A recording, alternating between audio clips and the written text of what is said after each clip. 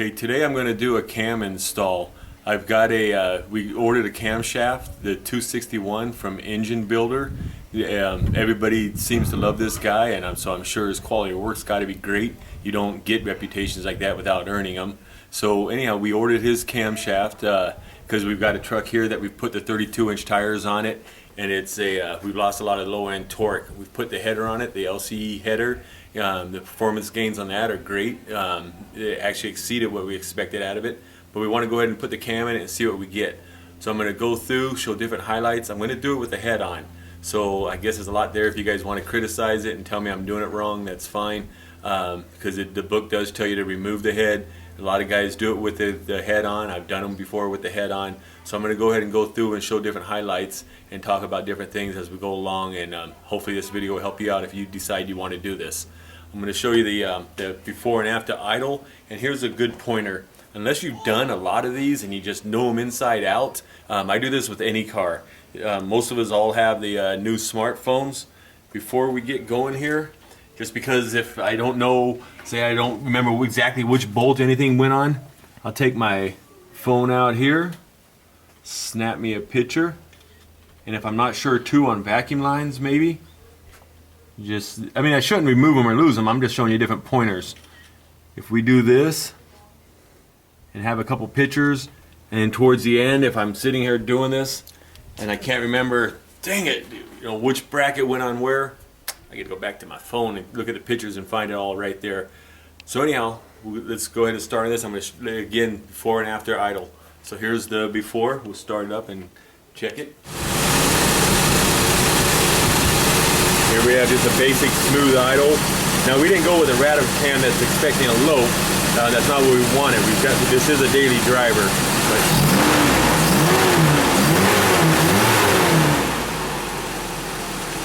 here's what we expect out of it.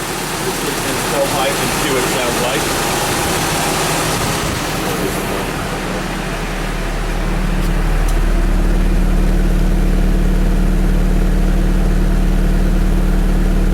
So let's drain the coolant.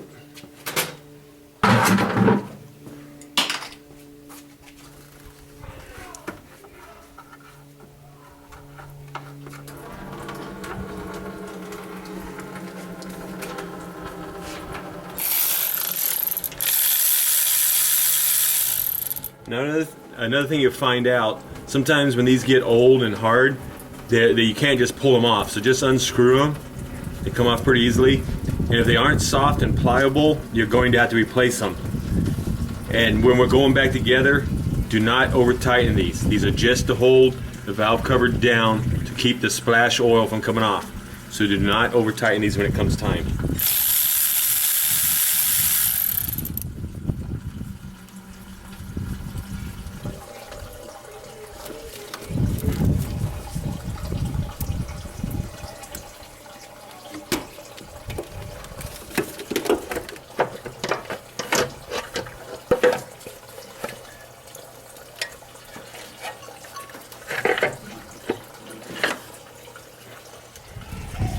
Okay, I have the valve cover off and I want to put it on top dead center. One of the best ways to verify that I'm not 180 degrees off is we'll go ahead and pull the distributor and we'll look at it. With this being number 1, we're going to go ahead and make sure the rotor's pointed here and we have all the cam and everything lined up. Don't just always mark it and hope that the guy before you did it right. For all you know, the guy may be off one tooth and you put it back together one tooth and didn't gain anything. Okay, I have a 19 millimeter. I'm going to go ahead and put it on the crank pulley bolt. Bring it around the top dead center.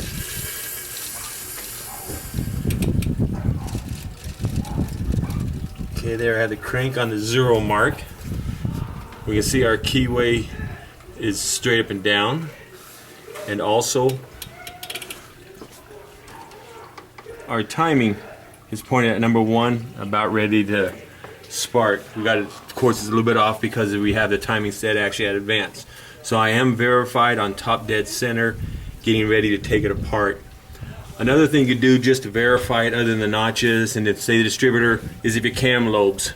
They've got to be the furthest apart, and we have them facing like this, down. So that also helps me to verify that I'm on number 1 firing, plus both valves are loose here. So I am on number 1, top dead center. So let's go ahead and start to pull this apart.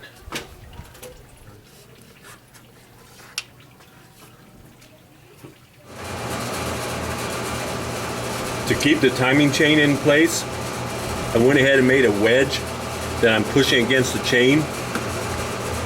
I've got it set up on top dead center. I'm going to take this wedge,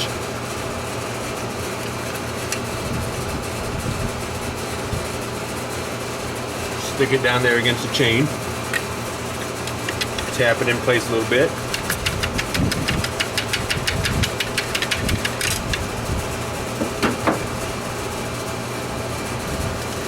That should keep it from coming out, hopefully.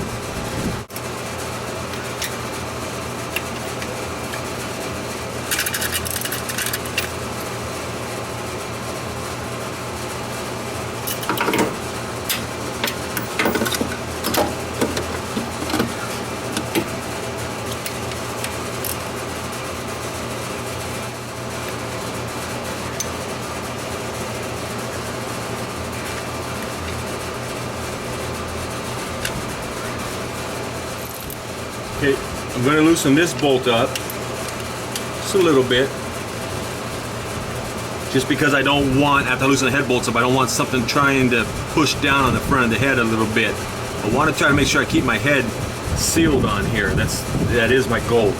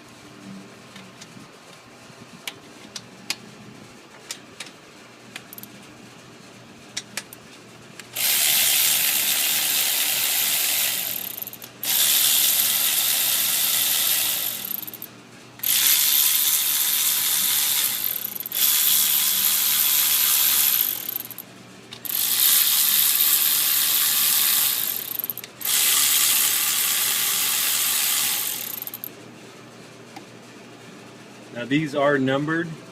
You've got a 1, 2, and a 3 with the arrows pointing forward. Don't mix them up. They are what they call line board.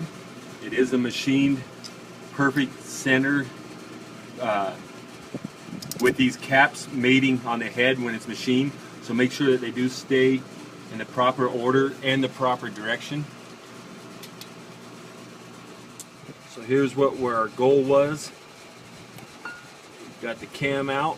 We'll go ahead and lubricate the other one and put it in and start torquing it, putting it back together. Okay, we got the assembly lube on the cam. We want to go straight because of your thrust bearings. Go ahead and put these on in the proper order with the 1, facing forward, 2, 3, torque them down,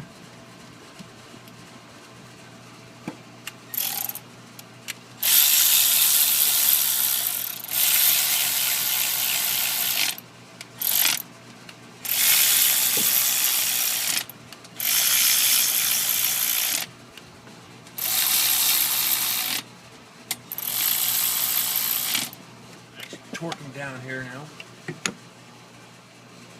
Once it's all torqued, check your cam, make sure it's not binding.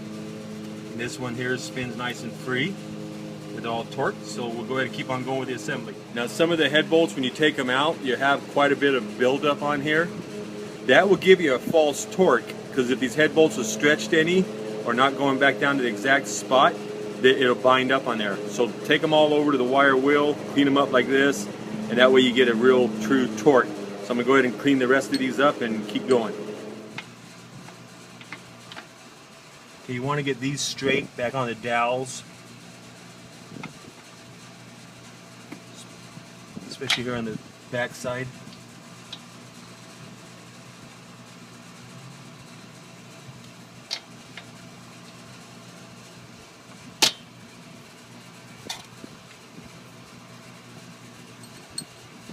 Now on the bolts, make sure you use an anti-seize, or at minimum use an oil on them. Just don't put them on dry.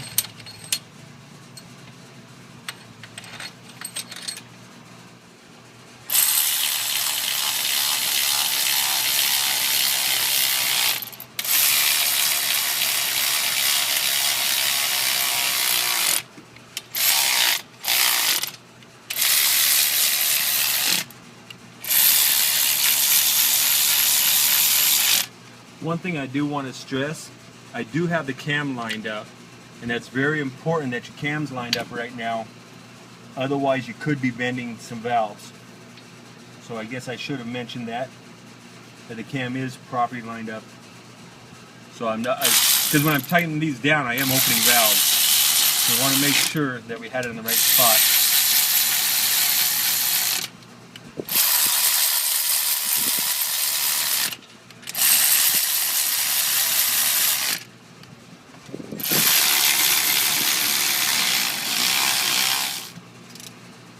Now we'll go ahead and torque the head bolts down. Torque them down in a sequence here. First we're going to snug them all up. Bring them down to about 20. Make sure everything's seated proper.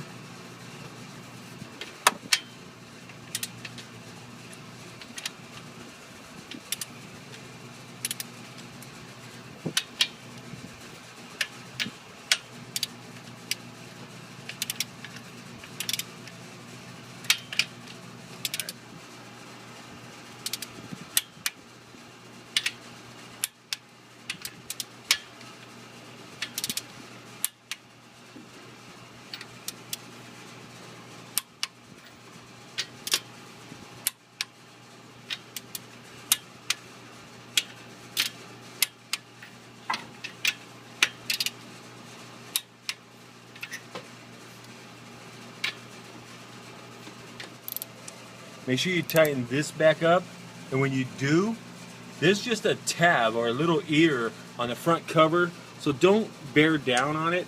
If you tighten it too much, you'll probably end up cracking it, so just snug that up. I'll look up the specs and print it there, but just don't over tighten it. Okay, torque your front cam bolt. I'm going to remove my wedge here that helped hold it in. Now it's all secured. We have the engine on top dead center. We should be able to line this dot up with this mark here on the distributor. We have that dot, that mark.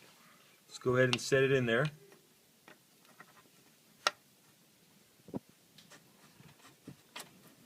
Let's see where we get. Okay, we've got the cam in, we've got it all installed. I'm going to go ahead and adjust the valves. While I still have it on top dead center number 1, we're going to go ahead and we can do 4 valves. I remember it as intake together, exhaust apart. So we'll go ahead and do the number 1, of course, because it's on number 1. So we're going to adjust number 1, intake and exhaust.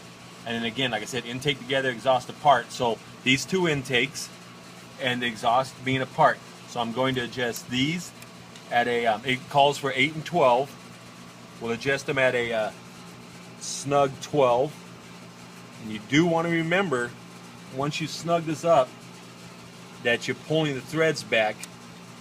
So hold it there and just snug it up and recheck it. Make sure you feel light tension on it. So I have that one there at 12.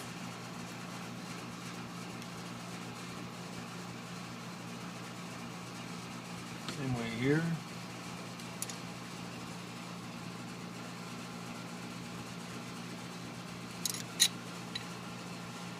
Check it. We have those, and we'll set the intakes at 8.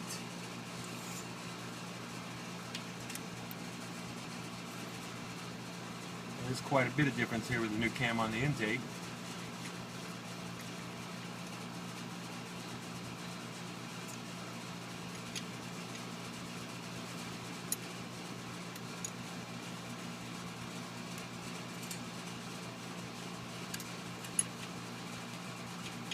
We have it at 8.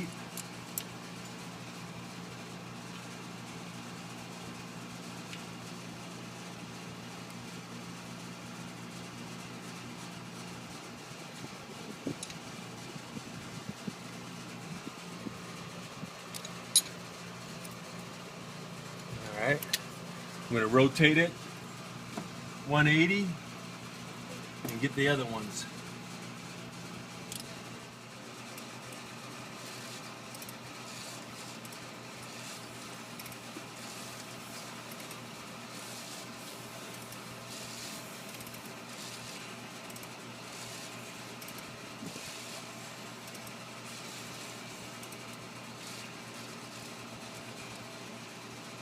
Have it on 0, and I will catch the other 4.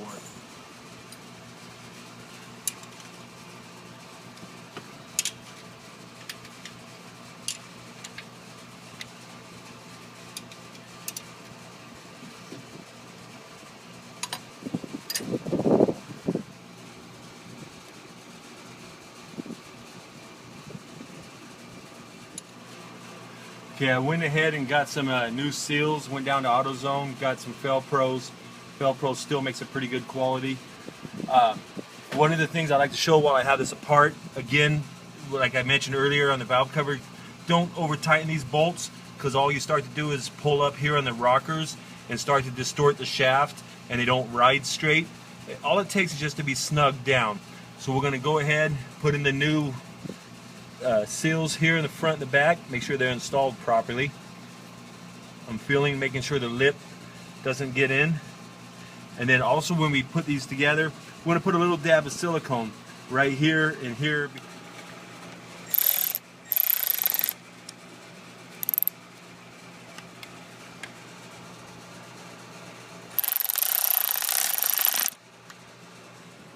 Okay, and here we have it lighting. Go ahead, start it up.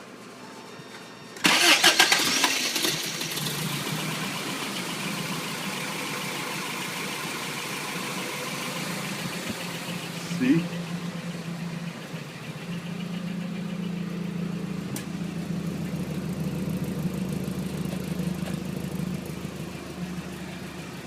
Go out, set the timing, warm it up, see what we get. See if we perform this thing and report this back to you.